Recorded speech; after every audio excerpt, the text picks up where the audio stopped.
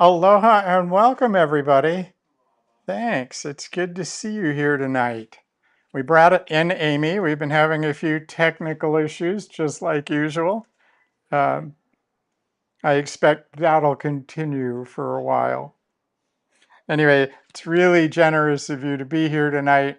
I'll say a few words about what's going on, and then we'll do a little movement, and we'll sit for a little bit. We'll take a break. And then Amy will give us the Dhamma talk tonight and lead us in our second meditation. Um, but if you're sitting next to someone you don't know, why don't we just take a moment and introduce ourselves so that we all feel comfortable with each other? Yeah, Cameron. Nice to meet you.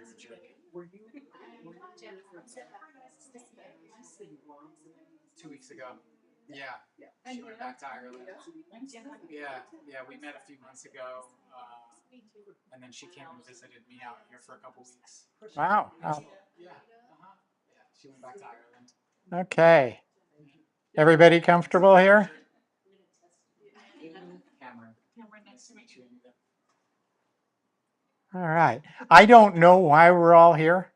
I know why I'm here. My friends tell me I'm a much nicer person when I meditate. So that's I'm doing it for them as much as for me in that sense, because it's good to have friends, and I'm a little that way. And if I don't meditate, I have fewer.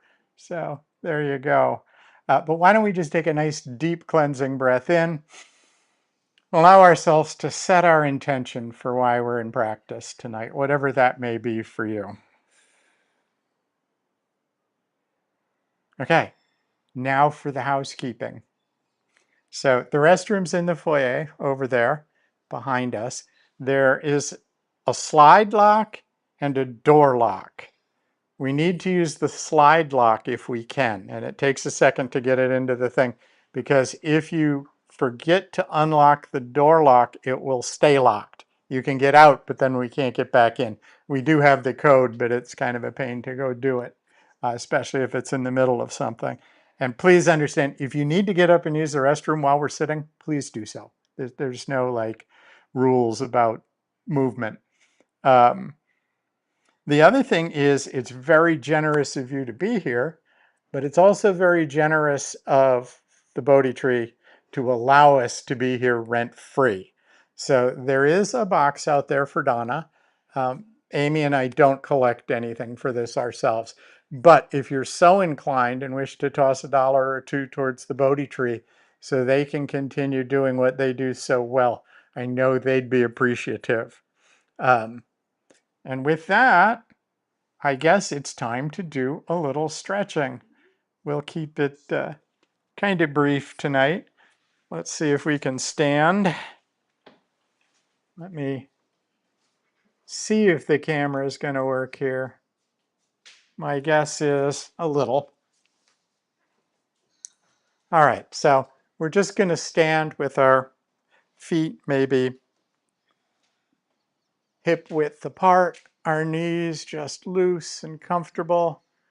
If you're tall, don't stand near the fan because our arms will go up, and mine always get caught. I've hit it, yeah. It's not sharp and it doesn't hurt, but it's a bit of a shock. All right. So just let our belly drop, let our shoulders drop. Allow ourselves to feel like we're being held by a piece of string. Our back's reasonably straight, we're not tilted over. And let's just stand just like Tom would have us do for about the next 12 hours. All right, just allow ourselves to relax. If you do want to sit, that's perfectly okay. This is not corporate calisthenics. Let's just start by rolling our shoulders backwards.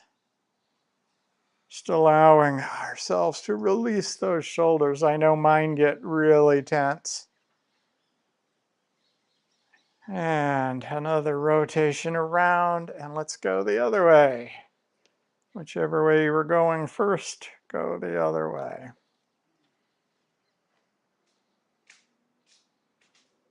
And when it feels appropriate, just stop. And this time we're just going to start using our weight on one foot, then the other, just to sway a little.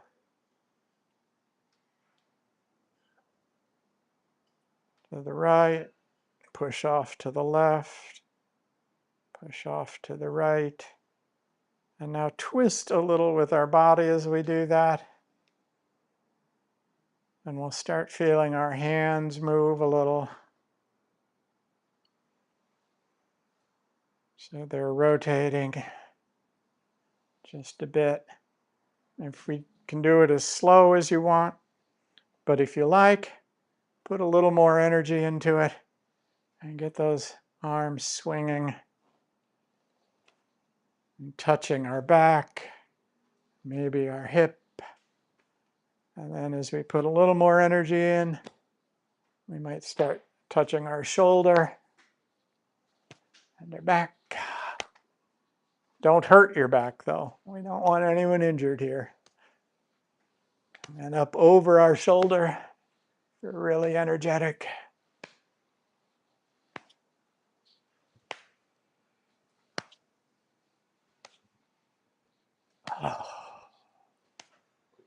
Just allow ourselves to breathe. And let's slow down. Let our arms just naturally sort of come to a stop.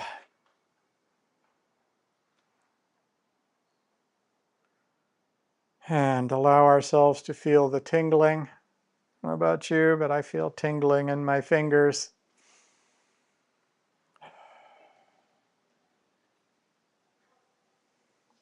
This time we're going to align our chi. So we can start, if you're wearing glasses, you might want to take them off. Let's take our hands, rub them nice and warm. And just put it across our face. Feel it coming down our neck, the back of our neck and shoulders, down our front, our back, down our legs.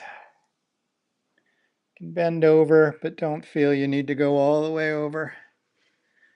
And then rub up the back of our legs. To our front again. Up over our head.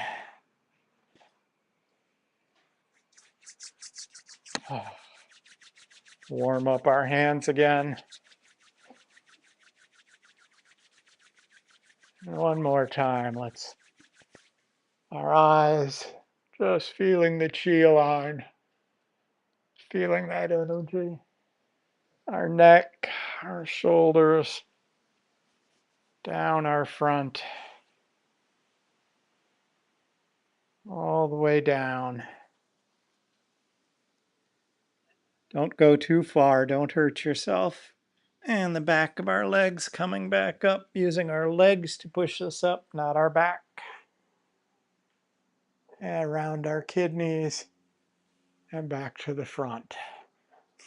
This time we won't rub our hands, but leave them here. And what we're going to do is move them slowly up and just align the chi in the meridian of our body. So up to our nose and back down. Just imagining that we're smoothing the chi up to our eyes and back down. Our forehead. I'm probably doing this all wrong, but I learned some of these exercises on retreat from a medicinal Qigong teacher. Just feeling this either in the front or through our spine. Moving up a little higher. Careful if you're near the fan. You're okay, Christy. All the way up like we're touching a bell. All right, now just stay here for a minute. And this one's one of my favorites. We're going to pretend we are Chinese benevolent dragons swimming in the sky. So what we're going to do, if you want to watch, we're going to bring our arms over and cut across our throat while we move our body down around our knees, back up around our midsection, our throat, and up overhead again. Just allowing our spine to stretch, all our muscles to stretch, just swimming like a dragon. We've seen them in the movies. Just pretend we're a benevolent dragon. Okay, one more time this way. If you get lost, don't worry. There's no protocol for dragons. They get to do what they want and stop at the top this time. And if you went to the right the first time, go to the left this time. Do the same thing, just in the other way. Making sure we let our whole body into this.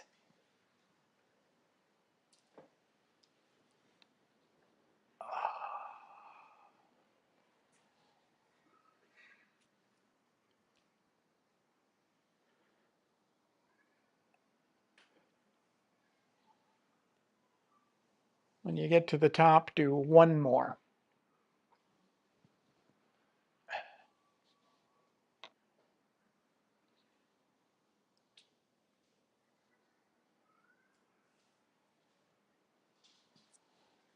When we get to the top, we can just bring our hands back down.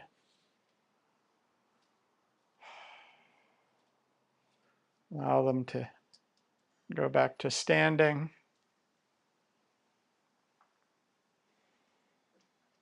Okay, this one's fun.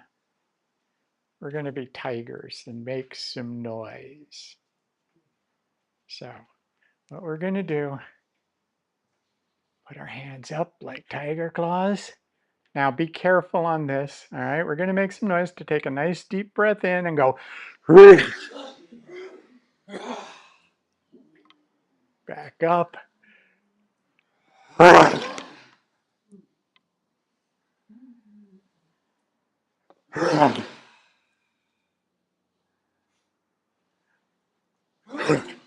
One more and then stay down. Just allow our hands to droop and our back to make like a turtle here. Let's just breathe into our back. Feel it round up a little. Exhale. Inhale.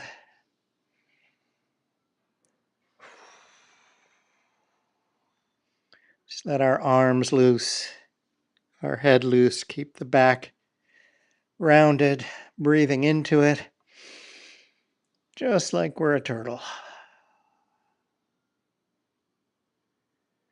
And back up very slowly, using our legs to pull us up. Let's not hurt ourselves. Back to standing, and just let's spend about 30 seconds here.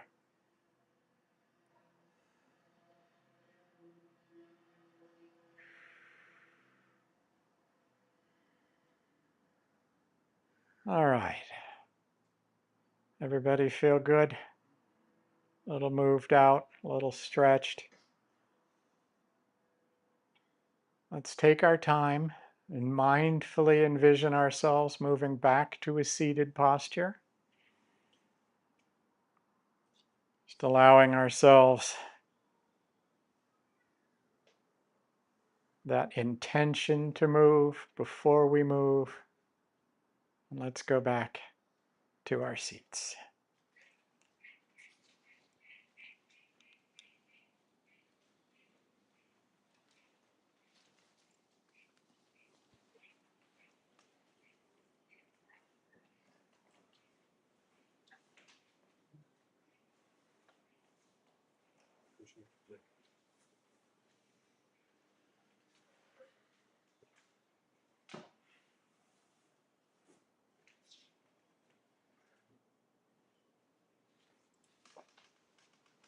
All right. We're going to sit for a few minutes, maybe about 20 minutes here. Let me set a timer so I know when to stop.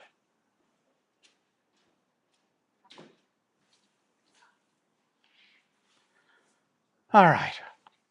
We're going to do a breath meditation. If everybody's comfortable with our breath.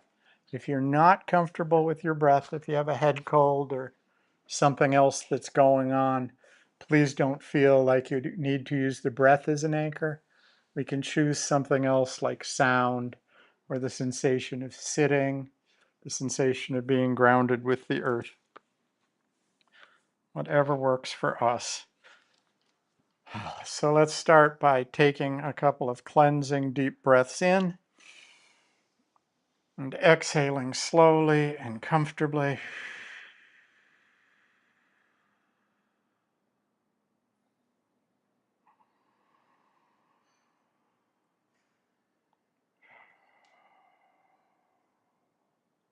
We want to wiggle a little to get our posture just right so that we're comfortable for the next 20 minutes. That's perfectly okay. We just want to arrive. Or perhaps I should say, remember that we have arrived, because there's really nowhere to go, nothing to do, nobody to be. If you like, I like to think of my back as a stack of quarters, not those in a paper tube, simply laid out by hand. So they may be a little wavy, but they're standing up straight and dignified. And let's just let our consciousness settle into our body the same way our body is settling into the floor, through our cushion or our chair, and down to the earth.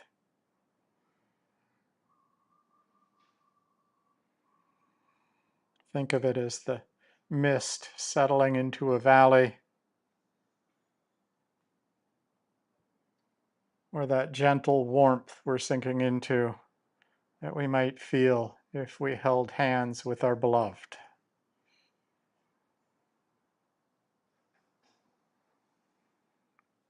I love the words of Mary Oliver when I think of this part. You do not have to be good. You only have to let the soft animal of your body love what it loves.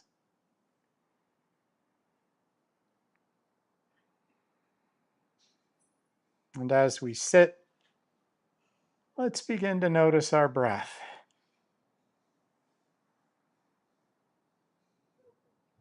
This can be anywhere. Might be coolness and warmth at our nostrils, warmth on our upper lip, a swirling in the throat. It's actually one of my favorites. The rise and fall of our chest, or the in and out of our belly and diaphragm. Or even our whole body being, our whole body being breathed, our whole body breathing.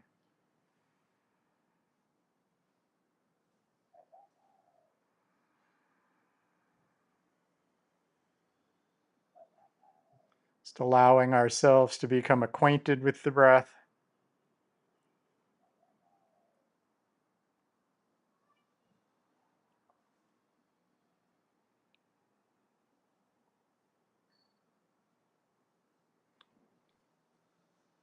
If you're comfortable doing it, and if your breath is a little hard to find in your body, you might just place your hand on your belly.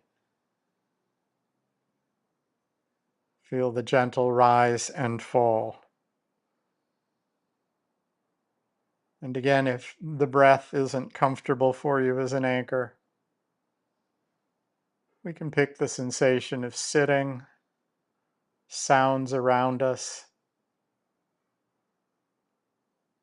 whatever works.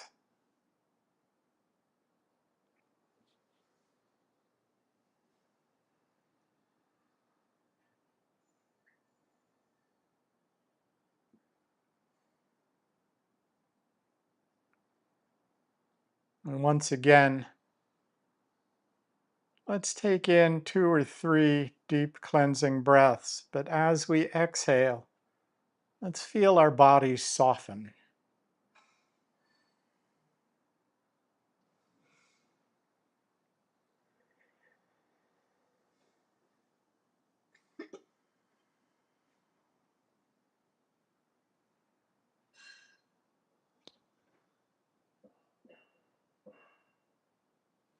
If our shoulders are tense, let them drop. Same with our jaw.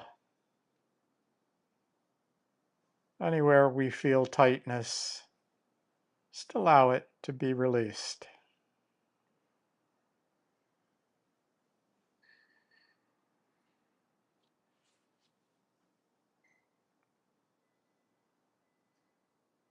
Each of our breaths is like coming home.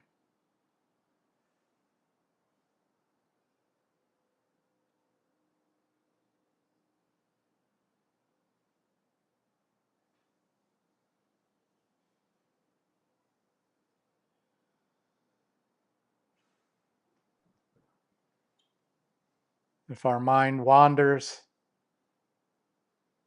it's just like training a puppy. We just invite it back to the breath.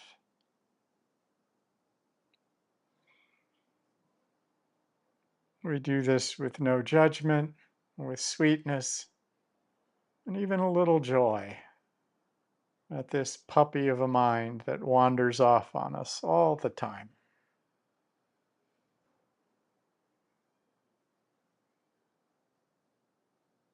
This breath, just now.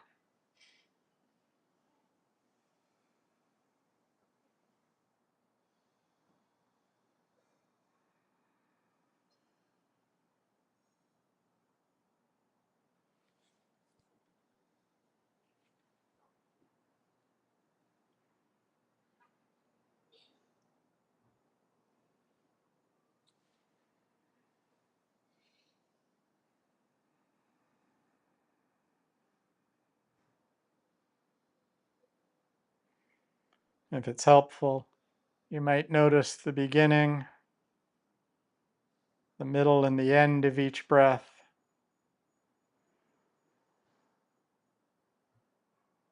Rising and falling and holding. And if our minds are especially busy, we might note in on the in breath and out, just a gentle whisper. We aren't controlling the breath. We're allowing it to breathe us.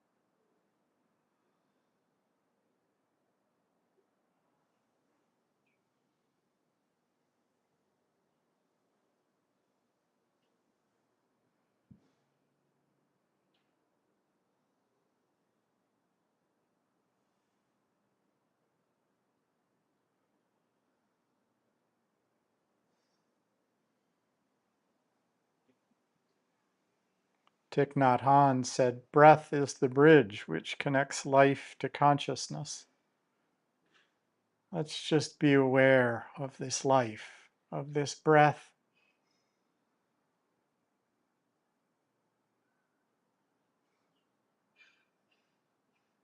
gently rising and falling.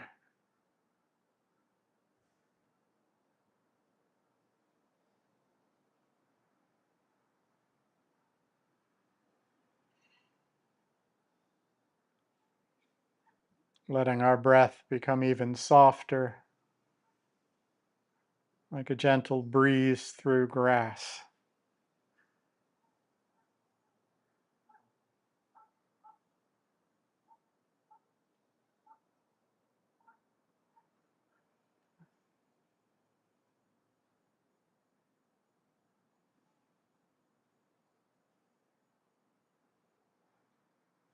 unhurried, a gentle rhythm.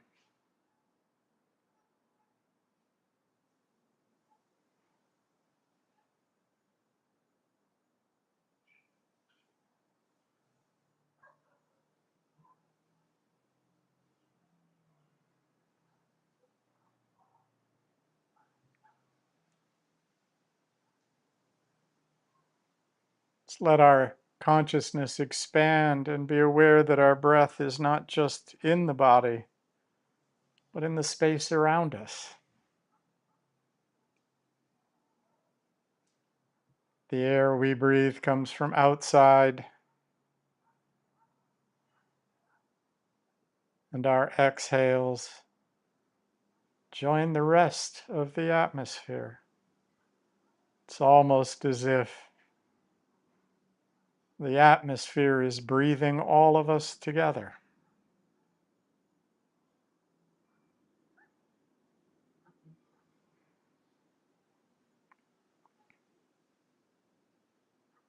If thoughts arise, just treat them with kindness.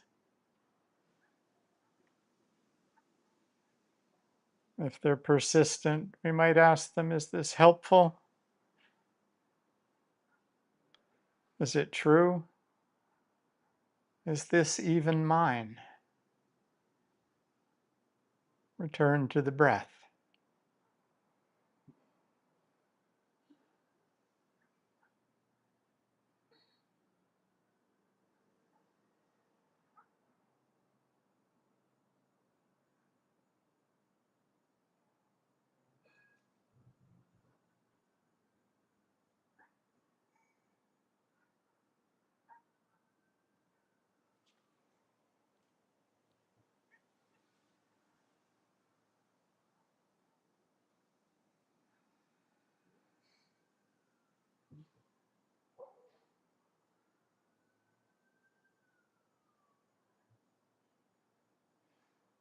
Just allowing thoughts to arise and pass with gentleness, and sounds to arise and pass without judgment or storytelling.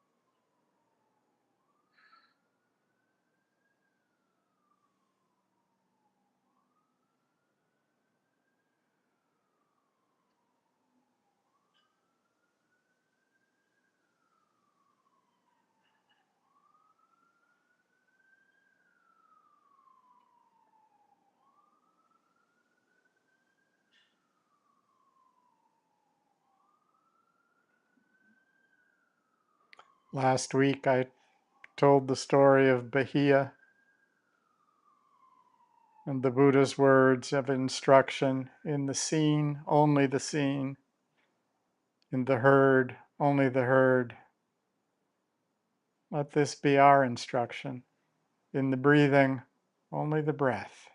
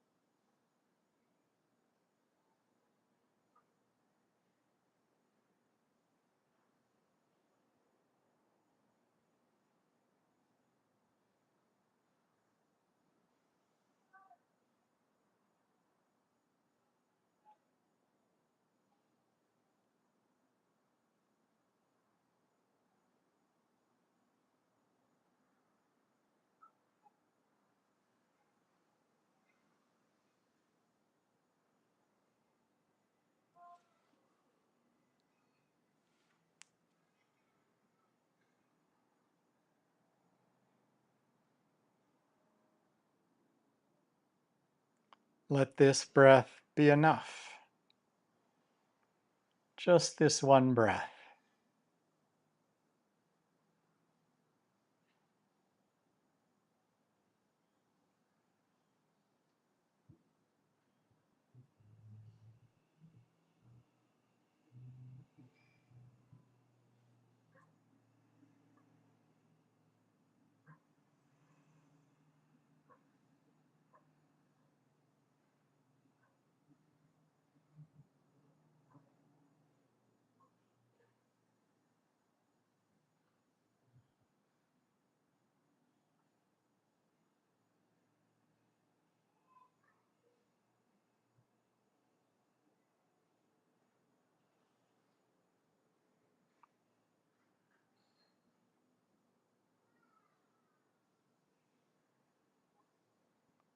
Allowing our body's wisdom to do the breathing.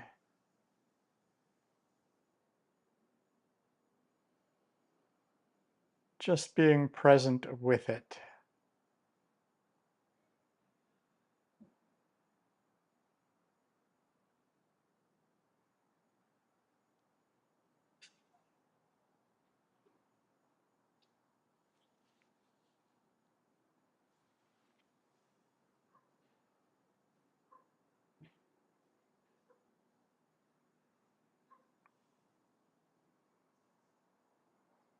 Shortly, I'll invite the sound of the bell. Just allow it to wash through you. Let it become part of your breath. Allow it to become part of our meditation, part of our presence. No need to hurry back.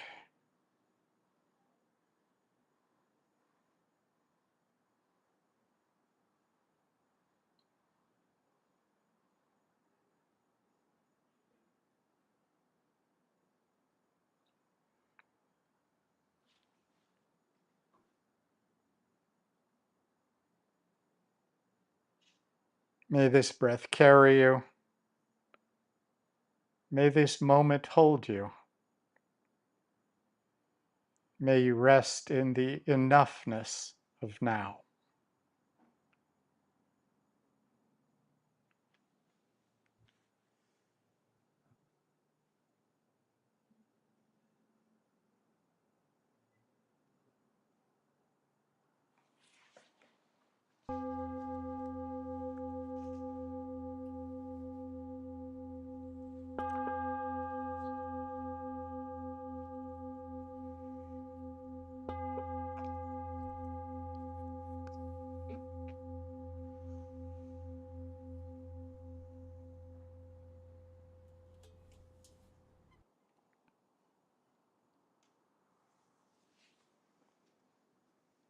We'll take about a 7-minute break if you need to use the restroom or go out on the lanai. I invite us to do this in silence though, and I'll turn the lights on so that we can see where we're going and be back in about 7 minutes. And you're welcome to continue sitting if you wish, of course.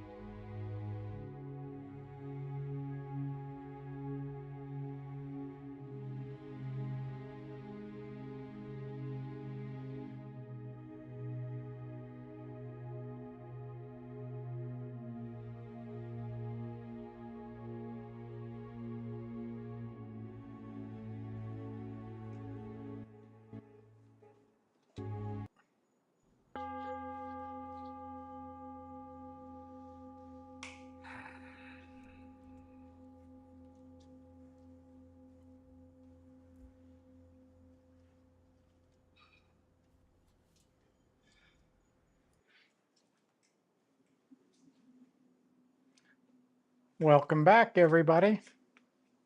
I hope it was a lovely break. At this point, we'll turn things over to Amy on the television there. I don't know if you'll be able to see her where you're sitting. You might want to move so that she can give her Dhamma talk from the wilds of Alaska. Let me switch the camera so you can see blurry, out of focus people.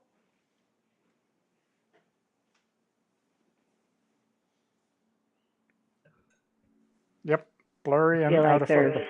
something very very Dharma Dharma about the the blurry. blurry. These These blurs. hold on, let me turn down my my voice voice because I can hear myself.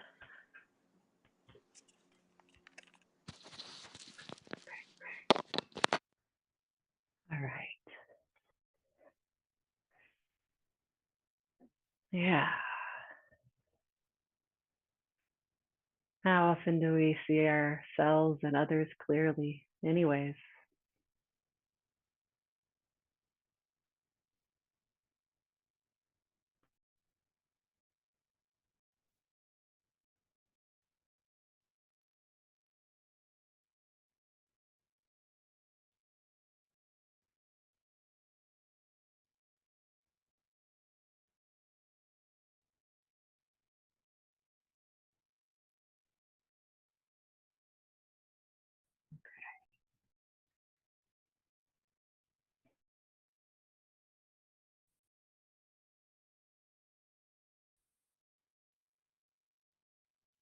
Hey, Bob, and say something really quick just to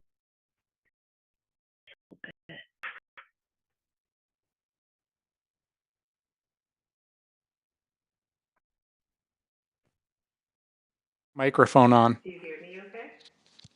okay, I see the fan now. And I see Bob.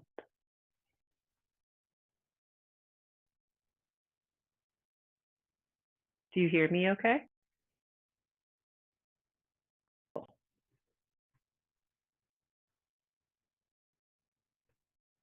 You just fine now. Okay, I don't have a microphone on, so I can't talk. That way it won't echo. Okay, that's what it makes.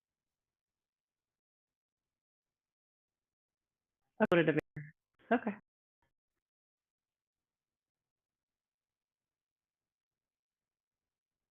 All right, so we doing this with the camera off then? Okay, never mind.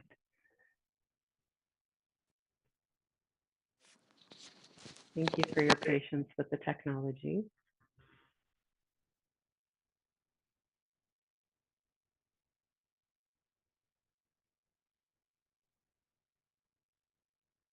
Awesome. Okay. I think the tech, I like to, there's little technical difficulties. It supports my system, and I can imagine it supports your own system. To maybe we'll start with a sit again. Maybe what we'll do is we'll sandwich the Dharma talk with a sit. So go ahead and let yourself find your position for you to for about 10 minutes.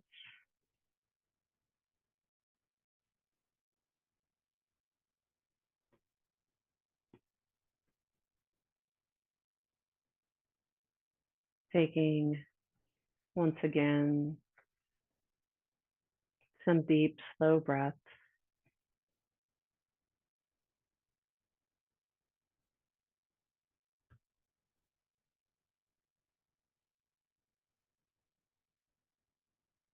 If it feels comfortable to follow the breath,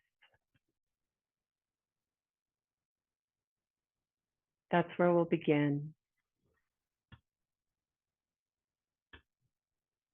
And if you have another practice that supports you, listen to what works for you.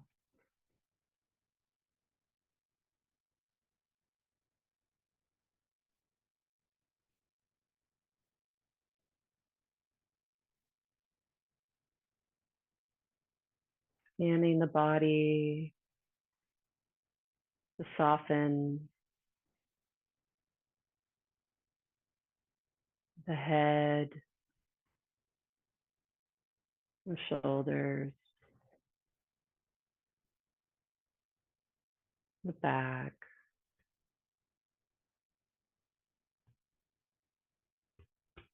the belly, inviting the body to soften down the legs from head to toe.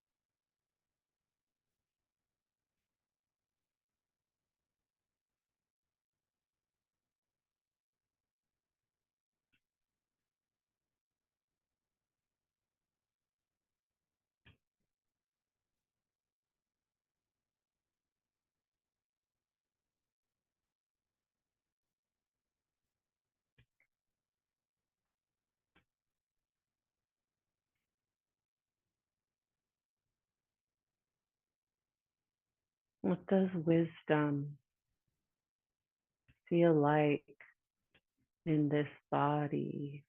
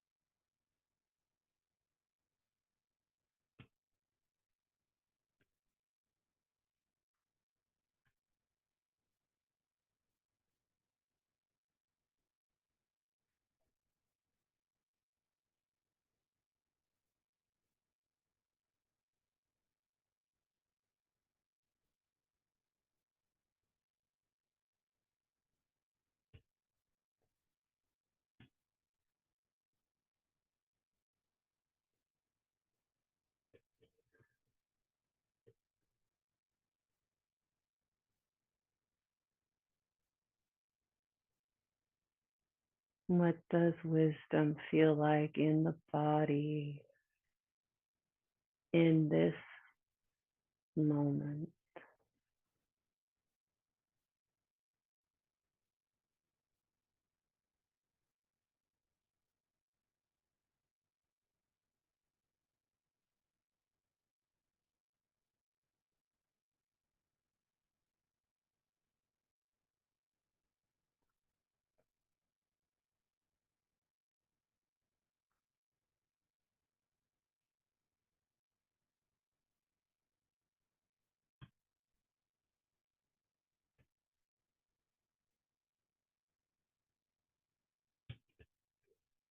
What comes to me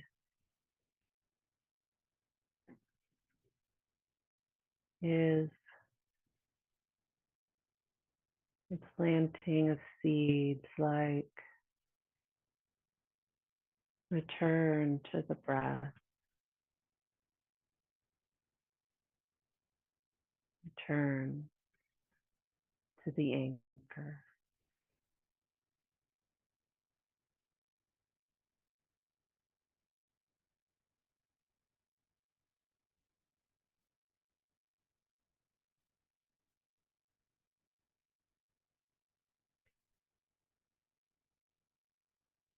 The seed, it sounds like soften, soften.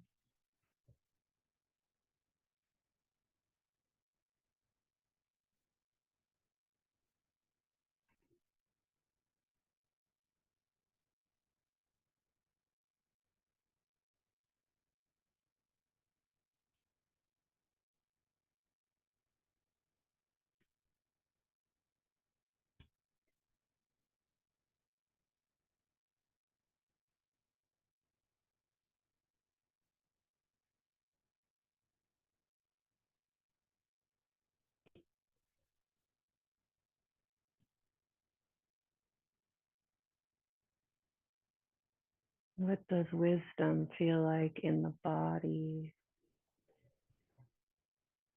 here and now?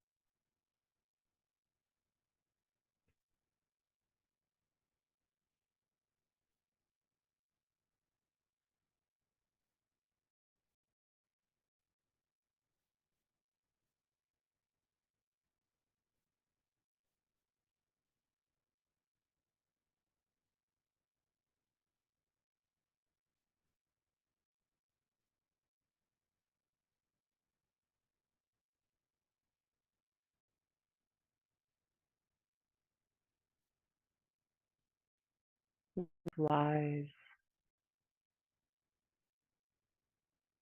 here and now.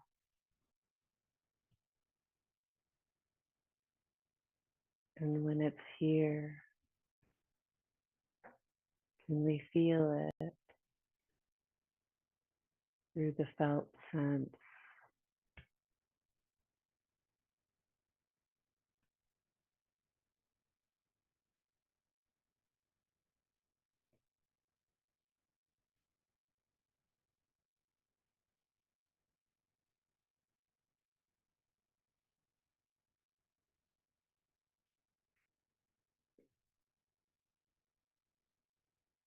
And when it's not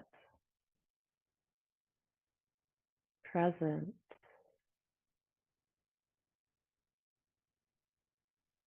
if all we feel is our unease, our dukkha,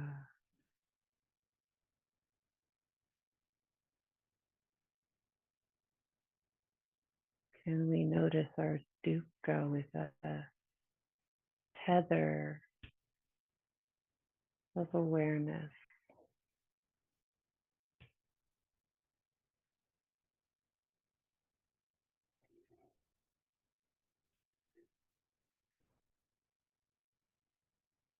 A tether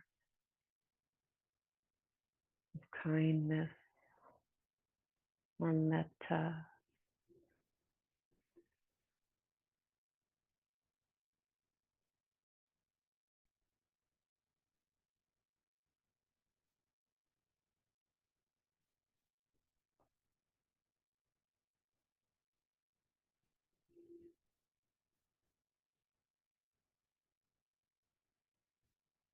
If we feel confused,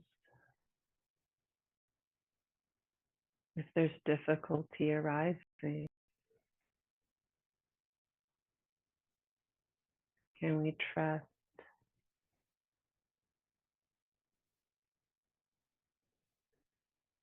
Is there trust that it will return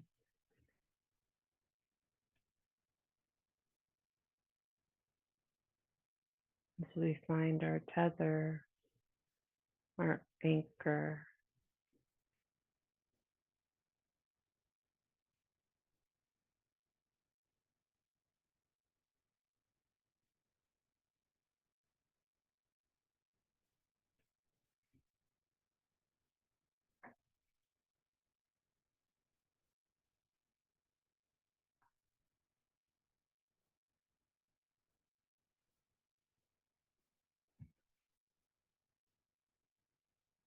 This anchor, like the breath, is something that is constant, that we can return to, both ever changing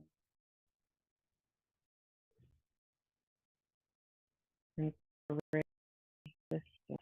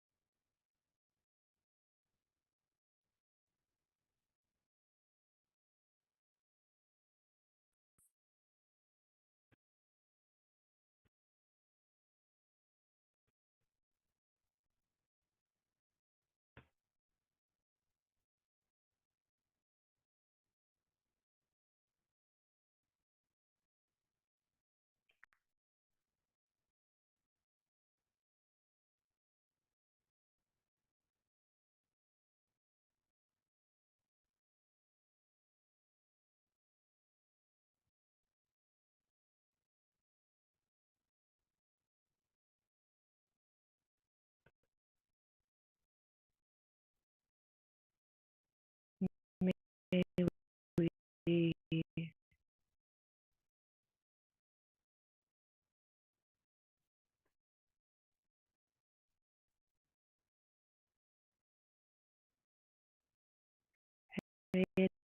attention to the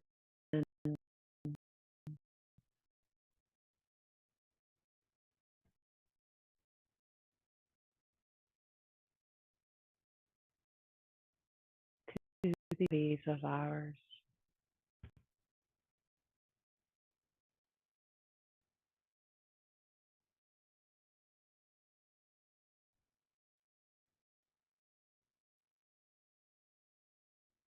We may rise of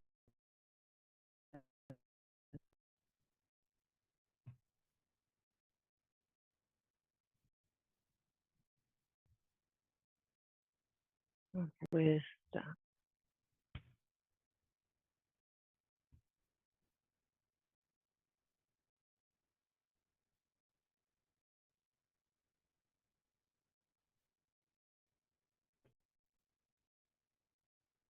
And may this path towards wisdom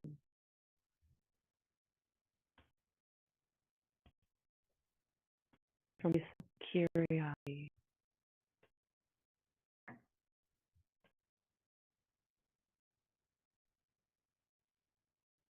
and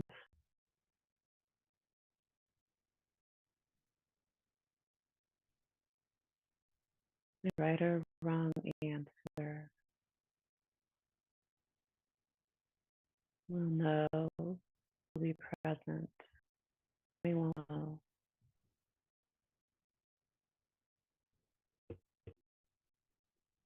know and more of the self of wisdom, like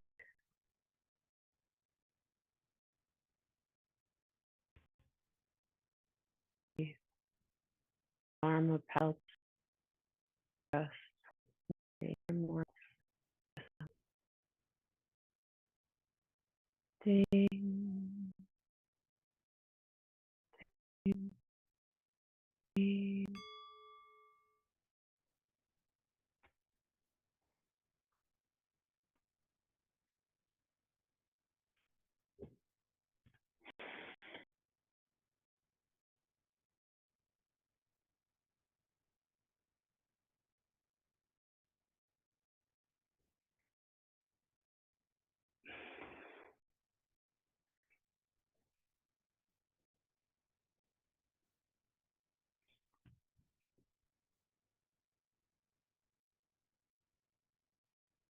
I recognize some of you. I wish I was with you right now, even though I'm so happy to be here right now. Wish I could hear you and see you more than the camera allows.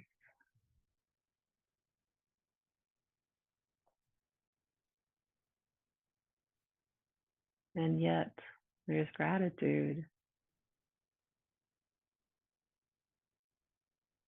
because this is beautiful to me too.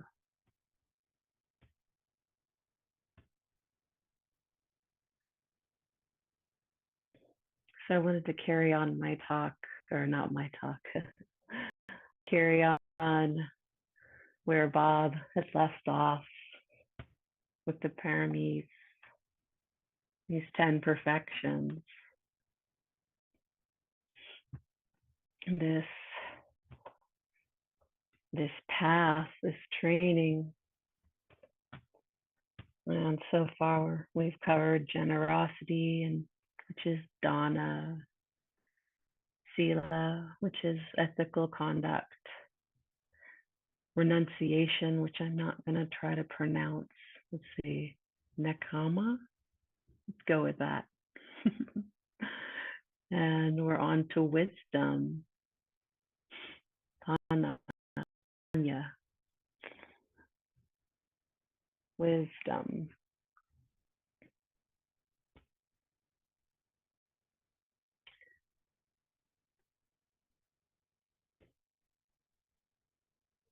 Wisdom's tricky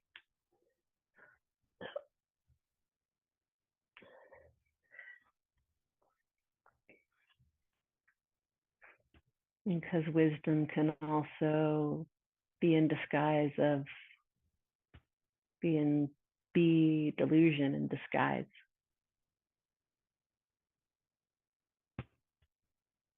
Or it might start out as wisdom and then become something else that our karma or dukkha takes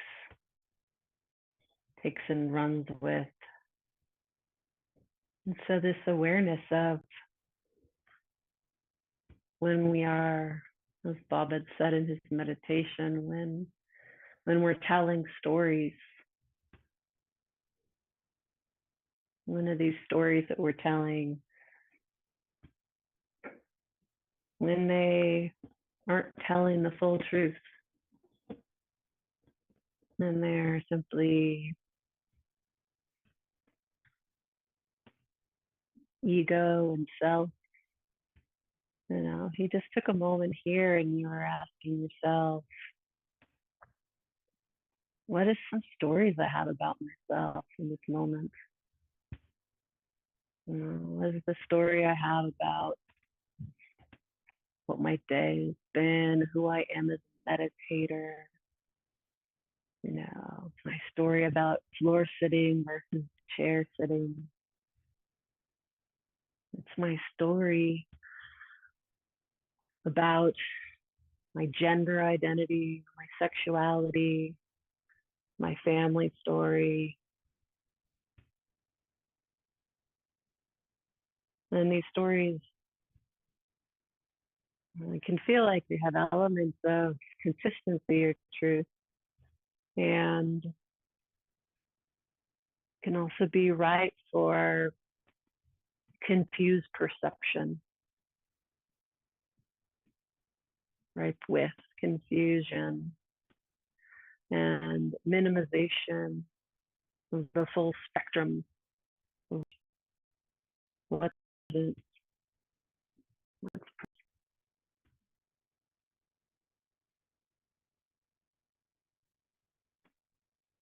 This perception. We play with perception when we sit, right? We play with where we put our mind, what we focus on, and the Dharma, what we're focusing on. And this attribute of wisdom, ever since Bob's talk last week, had me consider what is wisdom? What does it feel like? There's often times where I find myself very, very very confused. Right before this call, my phone was blowing up with family things. There's this division in my family, this division that seems to be growing, and the word that popped into my mind, this was as I was watching this unfold, was this word crevasse. So crevasse is this the deep crack or fracture that forms in a glacier as ice moves and stretches over uneven terrain. It develops because the top layer of a glacier is brittle and can't bend as easily as the deeper, can't bend as easily, has deeper, more plastic ice below. And this glacier flows downhill around obstacles where tension builds, causing the surface to crack open. So we've got this ice that forms, and it starts out as this maybe fracture, maybe a crevice, and grows in this rigidity. And we live in a world where more and more these crevasses are growing. And I think of this division, this pulling away, this widening and deepening. When I think about our world today, I think about our country, the world, our families, this loneliness epidemic which we're experiencing. And it just seems like this analogy to me, this distance we create with ourselves, and this distance we create with these stories. My beautiful, loving family, every beautiful, loving families all around the world experience these fissures that sometimes grow in the crevasse. And it happens inside of us too. Hate can grow, the self-hate, the inner critic. And we try to fill this crevasse with this, even before it's that, we try to fill it with all sorts of distractions and soothing. And then, it's confusing. Maybe it feels like wisdom is just turning on a show. Maybe it feels like wisdom is getting something to eat, finding someone to have sex with. Maybe wisdom feels like, drugs, sex and rock and roll. And I'm a fan. I'm not like against, enjoying things in their lives, appreciating them, but we're trying to fill these holes inside with something that doesn't allow for the gap to actually narrow, instead creates more and more division. And so I think that the practice for myself allows for me to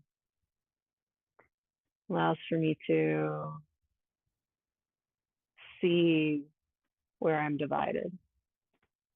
Let's see where I'm feeling divided about my family, where I'm feeling divided about myself.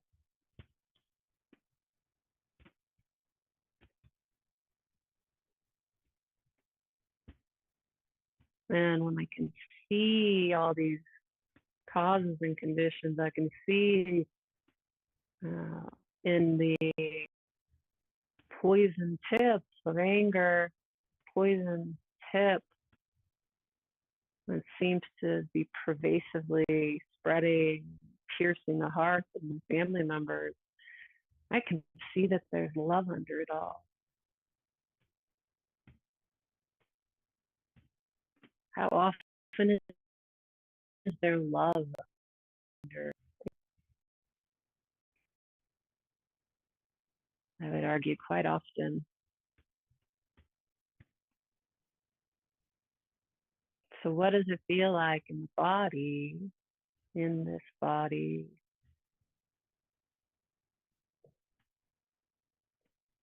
And it's not simply satisfaction of our craving, but it's in fact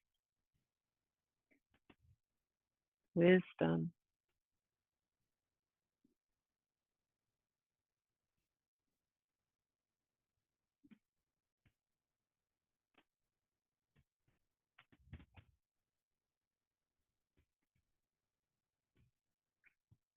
So after Bob was sharing some Mary Oliver, I decided to spend some time, because I've definitely heard her whole Dharma path. I felt like I hadn't spent a lot of time reading Tree, so I decided to geek out on it, and then I couldn't just choose one poem. So I wanted to start with The Swan.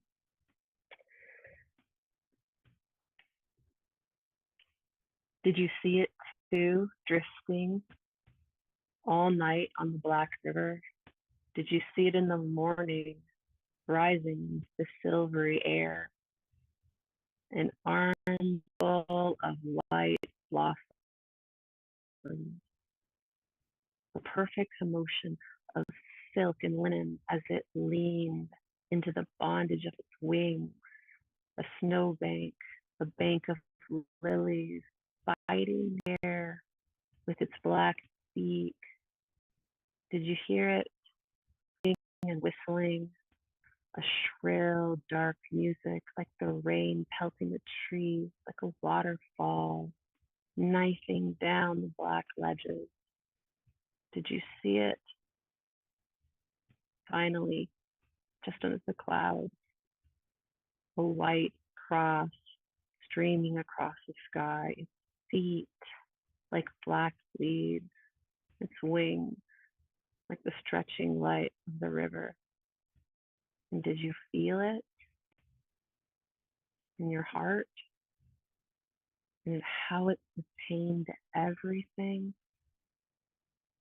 And have you finally figured out what beauty is for? And have you changed your life?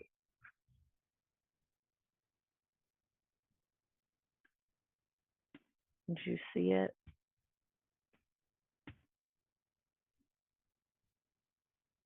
We sit,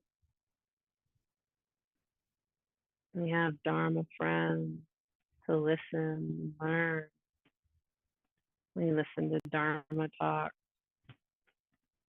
listen to nature, and pay attention.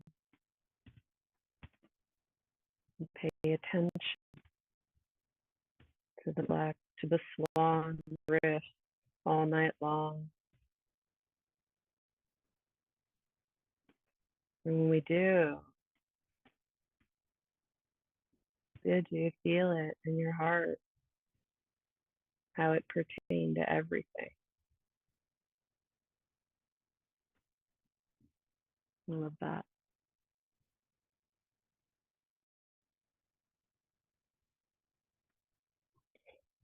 Now we're going to go a little bit more into the dukkha piece. So the next Mary Oliver poem is called Heavy. That time I thought I could not go any closer to grief without dying. I went closer and I did not die. Surely God abandoned us, as well as his friends. Still, I was bent, and my laughter, as the poet said, was nowhere to be found. Then said my friend Daniel, brave enough even among him, it's not the weight you can carry, but how you carry it. It's not the weight you carry, but how you carry it. Books, bricks, grief. It falls away, you embrace it, balance it, carry it.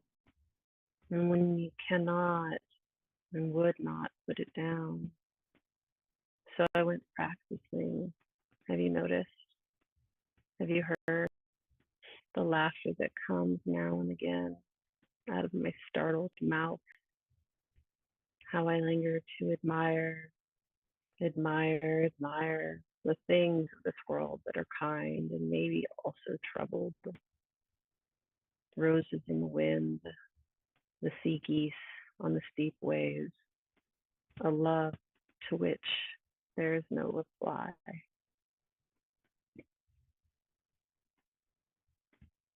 And so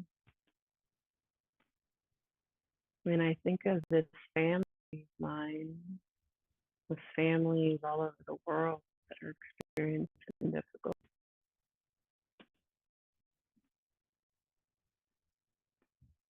I think of grief and how we meet that too. Do we run from it? Do we stuff it full of alcohol, social media? Do we create that crevasse? Or can we sit close to it, sit close to that? And when we do, then maybe what also can come, that